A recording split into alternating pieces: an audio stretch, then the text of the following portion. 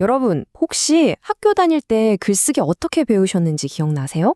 아마 원고지에 꼭꼭 연필로 눌러 쓰던 기억이 있는 분들도 계실 거고, 요즘 학생들처럼 키보드로 생각을 막 펼쳐내는 게 더 익숙한 분들도 계시겠죠?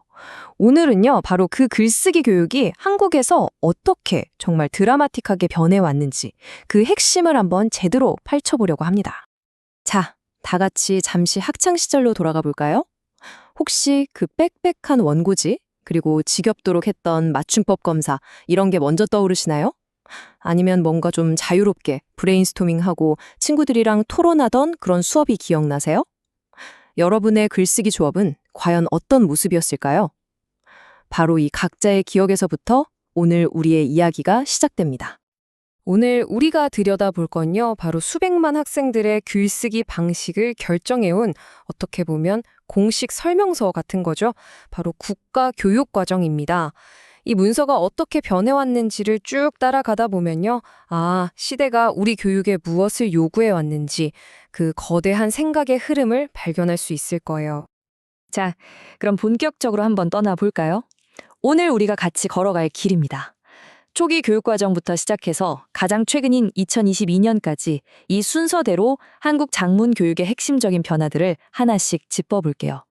이 타임라인을 보시면요, 이 거대한 변화의 흐름이 한눈에 쫙 들어오죠. 그냥 지식을 달달 외워서 정답을 쓰는 시대에서 시작해서 지금처럼 복잡한 디지털 세상에 꼭 맞는 인재를 키우는 걸 목표로 하기까지. 와, 정말 큰 변화인데요. 이 거대한 전환, 지금부터 저랑 같이 한번 따라가 보시죠. 자, 우리 이야기의 시작점은 바로 2007년 이전입니다. 글쓰기에도 정답이 있다고 믿었던 바로 그 시대에서부터 출발해 볼게요. 이때 교육의 핵심은 아주 명확했어요.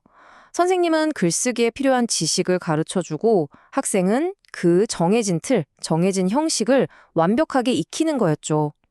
그러니까 학생 입장에서는 어땠을까요? 내 생각이 뭐지? 어떻게 창의적으로 쓸까? 이런 고민보다는 흠 하나 없는 완벽한 결과물을 만들어내야 한다는 부담감이 훨씬 컸던 그런 시대였던 거죠. 네, 바로 이 문장이 당시 분위기를 정말 딱 보여주죠. 그러니까 어떻게 쓸까 하고 끙끙 앓는 그 과정 있잖아요. 그것보다는 글쓰기에 대한 지식 자체를 배우고 외우는 게 훨씬 중요했다는 뜻입니다. 그러다가 2007년 드디어 정말 큰 변화가 찾아옵니다. 글은 결과물이 아니라 과정이다. 바로 이 생각 하나가요, 한국 장문 교육의 판을 완전히 뒤집어 놓습니다. 뭐랄까 거의 혁명적인 전환점이었죠. 여기서 제일 중요한 키워드가 바로 이 과정 중심 쓰기입니다. 이게 뭐냐면요, 그냥 번듯하게 잘 쓴 글 하나 뚝딱 만들어내는 게 중요한 게 아니라는 거예요. 아이디어를 막 떠올리고 일단 써보고 또 수십 번 고쳐 쓰는 그 글쓰기의 전체 여정 자체를 배우는데 집중하기 시작한 거죠. 그래서 글쓰기 과정을 보면 이렇게 여러 단계가 있는데요. 여기서 진짜 핵심은 뭐냐면 이게 1번부터 5번까지 순서대로 한 번에 딱 끝나는 게 아니라는 거예요.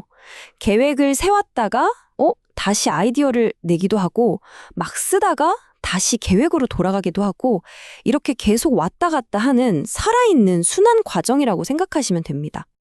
자, 2007년에 이런 엄청난 혁명이 있었지만 사실 이게 좀 이상은 좋은데 학교 현장에서 바로 적용하기엔 약간 막연한 면이 있었어요.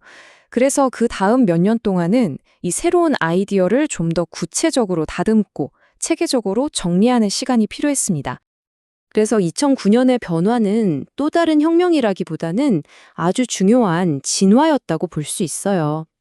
과정 중심 쓰기라는 좋은 철학을 실제 교실에서 선생님들이 어떻게 가르칠 수 있을지 그 구체적인 방법들을 제시해 준 거죠.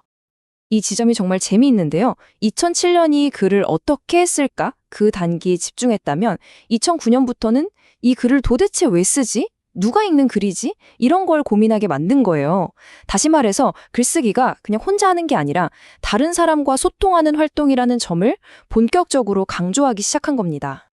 그리고 2015년 또 한 번의 거대한 파도가 밀려옵니다. 이때부터는 글쓰기 교육뿐만 아니라 대한민국 교육 전체를 관통하는 아주 중요한 키워드가 등장하는데요. 들어보셨을 거예요. 바로 핵심 역량입니다. 이 역량이라는 개념이 왜 그렇게 중요하냐면요. 교육의 목표가 근본적으로 바뀌었다는 신호탄 같은 거거든요. 단순히 지식을 머릿속에 많이 아는 걸 넘어서 그 아는 걸 가지고 실제로 뭘 할 수 있는가, 진짜 문제를 해결할 수 있는가, 바로 이 적용하는 능력을 강조하기 시작한 겁니다. 그러니까 이제 글쓰기는 그냥 글만 잘 쓰는 기술이 아니게 된 거예요. 여기 보시는 것처럼 비판적으로 생각하고 다른 사람이랑 소통하고 이런 핵심 역량들을 키우는 아주 중요한 도구가 된 거죠. 글쓰기를 통해서 더 똑똑하게 생각하고 더 나은 사회 구성원이 되게 만들겠다. 이런 큰 그림이 생긴 겁니다. 실제로 교육 과정을 정리한 표를 봐도요, 훨씬 복잡하고 통합적으로 변했어요.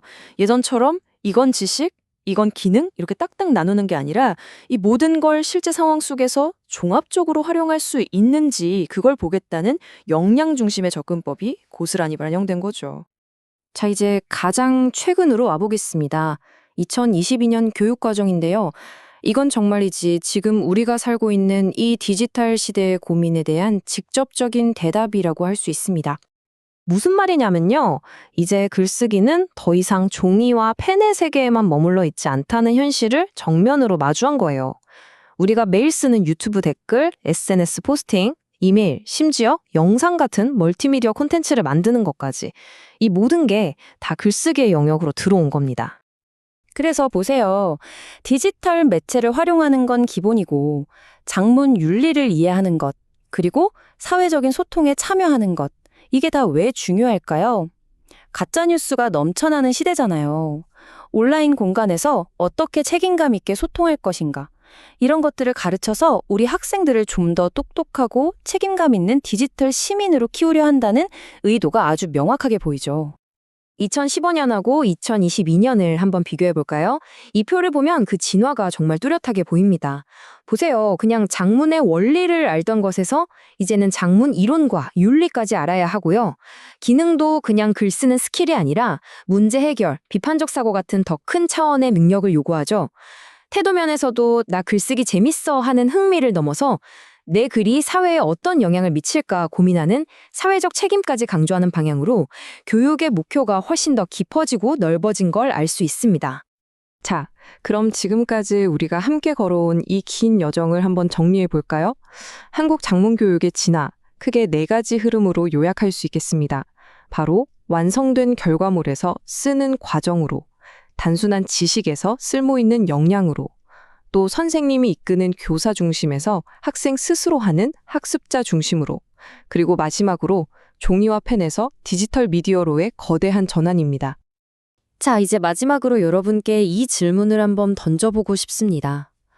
인공지능이 정말 몇 초 만에 그럴듯한 에세이를 뚝딱 써주는 시대가 왔잖아요? 이런 시대에 글을 쓴다는 건 대체 뭘까요? 과연 그 본질은 무엇일까요? 그리고 우리의 다음 교육은 미래의 아이들에게 대체 무엇을 가르쳐야 할까요? 이건 아마 정답이 없는 우리 모두가 함께 풀어가야 할 숙제일 겁니다.